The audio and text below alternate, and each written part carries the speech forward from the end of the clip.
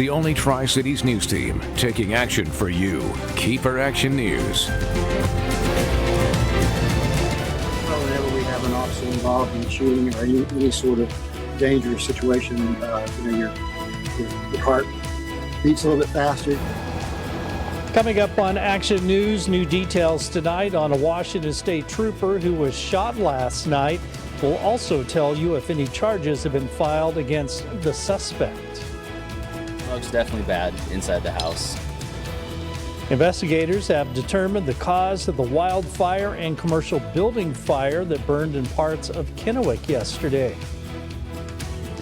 Plus, the annual Great Prosser Balloon Rally is in full swing this weekend.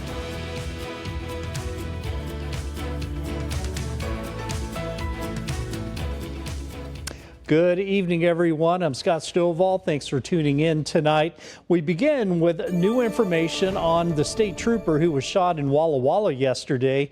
Police announced that Trooper Dean Atkinson Jr. is now in stable condition.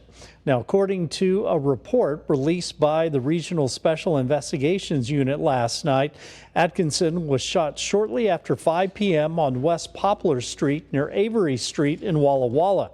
State troopers say the suspect rammed Atkinson's patrol vehicle, then opened fire on him.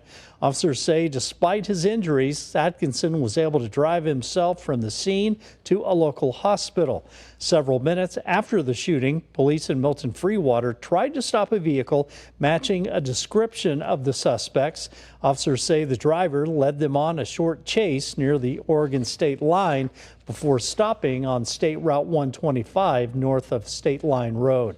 Officers arrested 37-year-old Brandon Dennis O'Neill and took him to the Walla Walla County Jail. This morning, O'Neill appeared in Walla Walla County Superior Court, where a judge set his bail at $1 million. He's facing charges of attempted aggravated murder in the first degree, assault with a firearm in the first degree, and attempting to elude with a firearm. Now, last night, Trooper Atkinson was taken to Harborview Medical Center in Seattle for further treatment. Washington State Patrol Chief John Batiste issued a statement on the shooting, saying he's relieved to announce Atkinson is now in stable condition. Batiste says the incident is another reminder of how dangerous being in law enforcement can be. This is a young man who was confronted with someone trying to use lethal force against him. And he just did not give up. At that moment, his mission was to survive, and he accomplished that mission. Governor Inslee also tweeted out his support, calling it an incredible feat of strength for Atkinson to get himself to the hospital. Leaders with the Special Investigations Unit say they'll be releasing more information on the shooting as it becomes available. Well, investigators say Thursday's brush fire in Kennewick's Southridge area was likely started by carbon buildup in the exhaust system of a large commercial vehicle traveling along Interstate 82, but that vehicle has not been identified. The flames started on the interstate, traveled north before setting a Centermark Roofing Company on fire, then traveled across vegetation towards residential homes along Southridge Boulevard and 41st Avenue. Evacuation orders were set in place, but fire crews were able to set a perimeter around the fire, which prevented any homes from being burned. However, some homes were affected by the smoke. Yeah, the smoke's definitely bad inside the house. We're having some restoration companies come out just to assess and see. Although temperatures are cooling down, grass and brush are still extremely dry, which can burn easily, and fires can spread quickly, just like yesterday.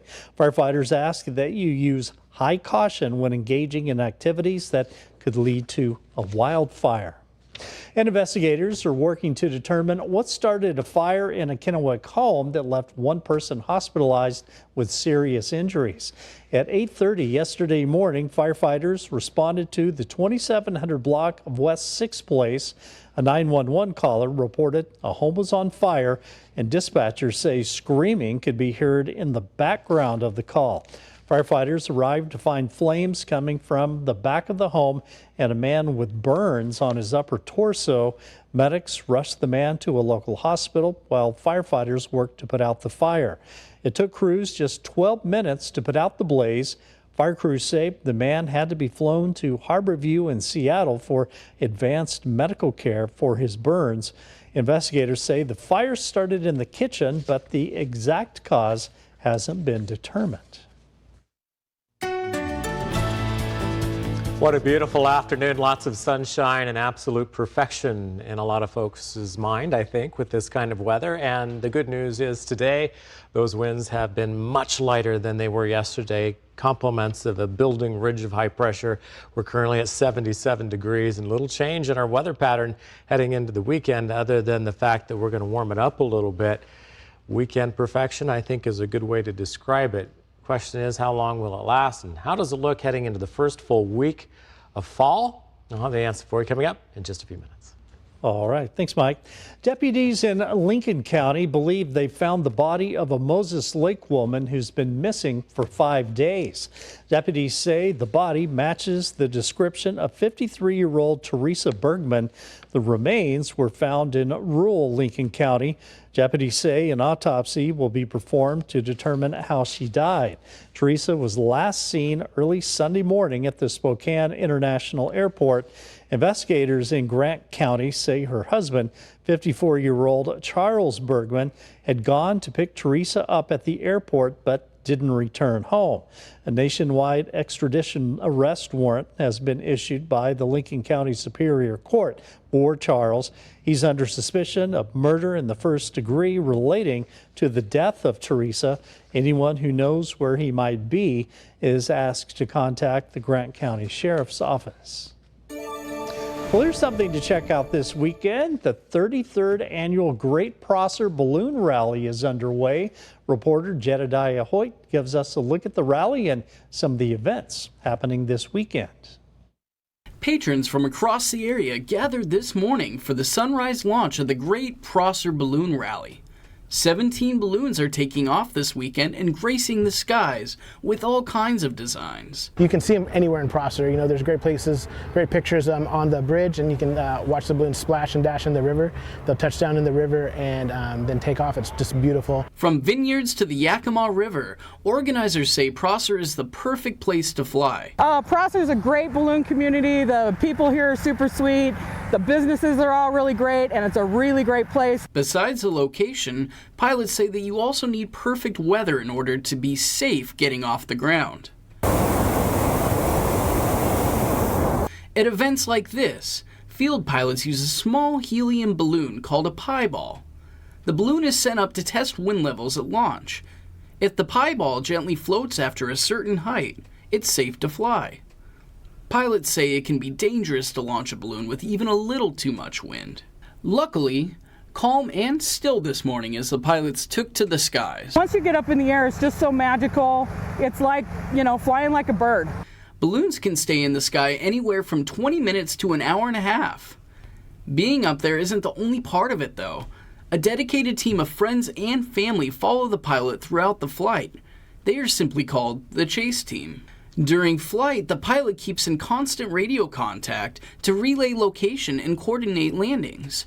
With no standard method of steering on board, you go wherever the wind takes you, making the chase team an important part of hot air ballooning. There's a lot of teamwork involved, so a lot of people come around, super great interacting with everybody. If you missed Friday's launch, you can catch the pilots this weekend taking off both Saturday and Sunday at around 6:30 a.m. weather permitting. This is a free family-friendly event. Saturday evening at 6 is Night Glow, where the balloons illuminate the night sky. You can find more information and schedules at our website, KEPRTV.com. Reporting in Prosser, Jedediah Hoyt, Action News. A tense exchange on Capitol Hill over funding oil and gas. I'm Kayla Gaskins with that story straight ahead.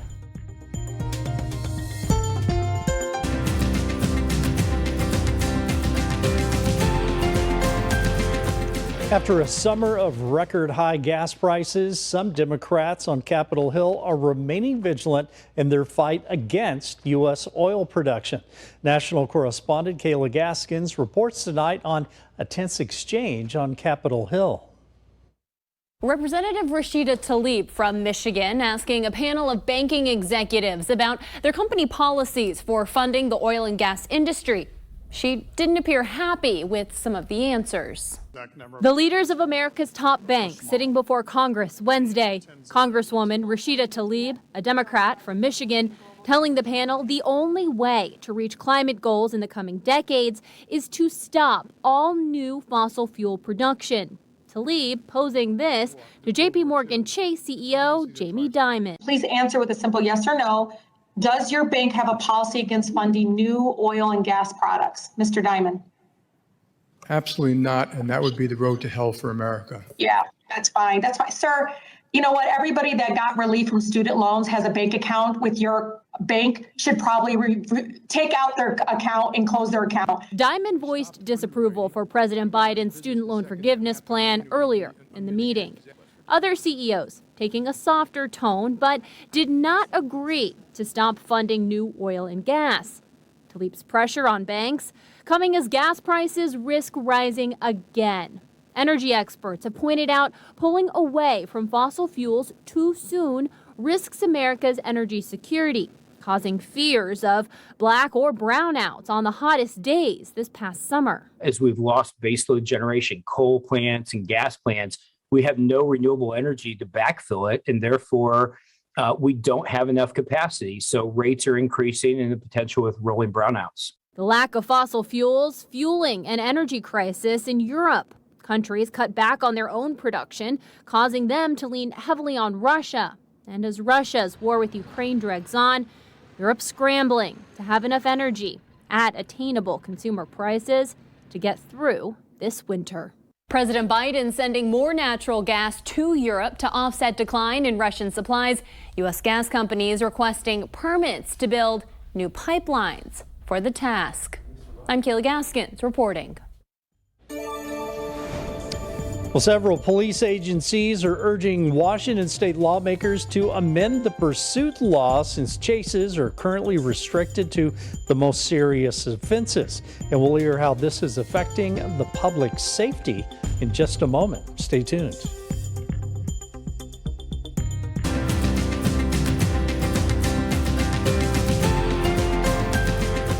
Police chiefs and the sheriff in Snohomish County are calling on lawmakers to let officers decide when a police chase is appropriate. They say the goal is to stop criminals sooner and to get justice for victims, but that push has been made before. Jackie Kent from our Sinclair sister station in Seattle reports. Police, open the door. We've seen it time and time again. Don't do it. Nonviolent offenders like this one speeding away from law enforcement, recklessly driving on the shoulder and nearly hitting another driver. Police unable to chase them under current state law that restricts chases to the most serious offenses. Those who support the current law put in place last year point to the dangers of police pursuits for bystanders and passengers. Still, some agencies and lawmakers say something has to change. The way it is now is not acceptable. And we have to find a better way to balance safety for everybody. It's why this morning several police agencies and the Snohomish County Sheriff released this video urging lawmakers to change the pursuit law. The reality is that public safety decreases as criminals become more brazen, knowing the police cannot pursue them to enforce the law.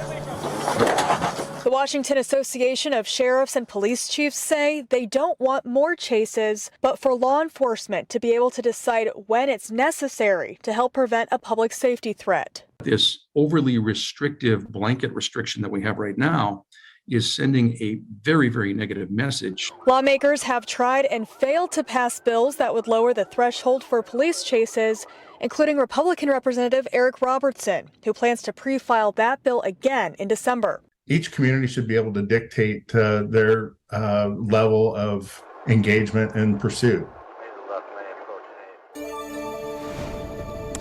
Well, on June 28th, the nightmare became a reality for 22-year-old Carter Valdez on his evening commute home from work. Valdez took every precautionary measure possible, but was hit head-on in Pasco by a driver who blew through a yellow arrow. This putting Valdez out of a job and relying on his friends and family to take him to doctor's appointments. Valdez tells us his life completely changed in a matter of seconds, and now he hopes other young riders will think twice before getting on a bike. Everybody wants to jump on their bike and gear up and look really cool when you're riding, but it's not always about looking cool. It's about being safe as well. And so now if I can go back, I would say throw on the colors, you know, look like a traffic cone or bright yellow vests and stuff, because it's just that little bit to look like that. It's not worth it in the long run to hurt yourself or to hurt your family members, you know. The good news is that Valdez will start physical therapy in a month and continue his road to recovery. Though he isn't sure if he'll get on the bike again, he hopes speaking out will inspire young adults to put on the correct protective equipment before hopping on a bike. What used to be the old Tri-City Herald building is now a behavioral health facility. United Family Center offers resources for mental health, substance abuse, Spanish services, and training programs on responding to autism for teachers. Organizers say the idea of open house was to encourage more community involvement, and they told us the goal was reached. We have such a high mental health and substance use need in the Tri-City area to begin with. According to SAMHSA in 2020, we had approximately 700 mental health professionals, and we have 300,000 people here. Even on a 1 to 5 basis, where 1 in 5 have a mental health disorder, that's 60,000 people for 700. We need to be working together. United Family Center offers school-based programs in Grandview, Sunnyside, and Mattawa with hopes to bring the program to the Tri-Cities. Organizers say they're always looking for new volunteers, and we have a link to more information on our website, KEPRtv.com. Well, good evening and welcome back to the first full day of fall, and what a beautiful afternoon it has been. After breezy winds yesterday, winds much lighter this afternoon, and temperatures a couple of degrees warmer than we were yesterday as well. Right now, Pasco 77 degrees, Walla Walla at 76. We're checking in at 79 in Pendleton, 80 right now in Richland, and this beautiful weather will continue for us heading into the weekend. And we'll see these temperatures climb as well. Our wind speeds much lighter than they were yesterday as the atmosphere now has become stable.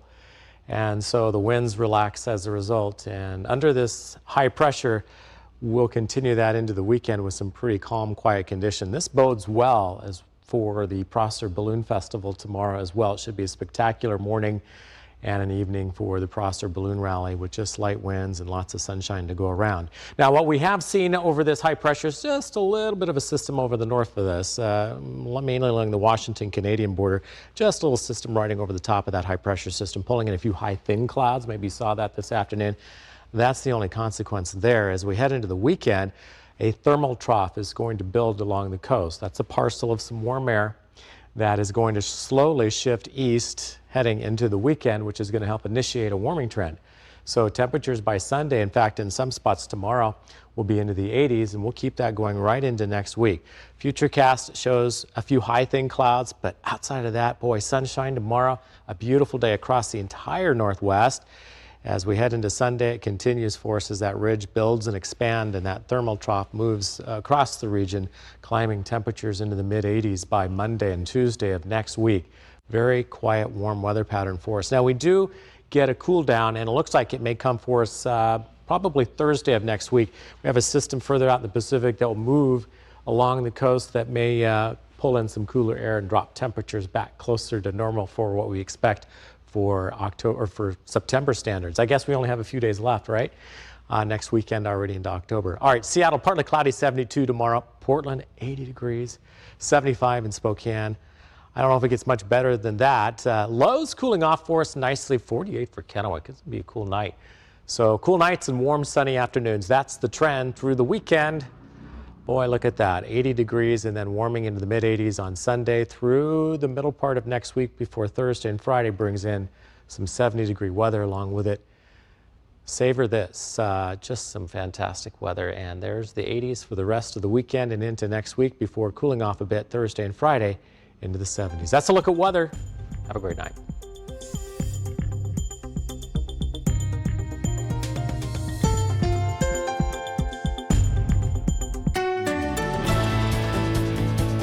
All right, heading out to a football game tonight. What a beautiful night. Temperatures will be in the 70s for a little while longer before dropping into the 60s a little later this evening. Overnight lows in the low 50s. Just a beautiful night ahead and a beautiful day tomorrow. Temperature-wise, right up there at 80 degrees for most of us. 79 for Milton Freewater. 80 for Pendleton. Heppner at 78. Lots of sunshine to go around, and it continues for us into the weekend. Walla Walla, mid-80s on Sunday through early next week. And just beautiful dry weather continuing for us with these cool nights and these warm sunny afternoons continues for us here in the basin as well. Stretch of 80s for a little while, a little taste of summer holding on. Savor it because I'm going to bet after this little stretch, I don't know, it will be, well, we can get 80 degrees in October. It's happened before. It's just less common. So if you're still holding on to summer, well, here's your chance. Keep holding on. Yeah, there you go. Yeah. Looks great. All right, that's going to do it for us for now. But in 30 minutes, more news, weather, and sports. Big Friday night for football. We'll see you at 6. Good night.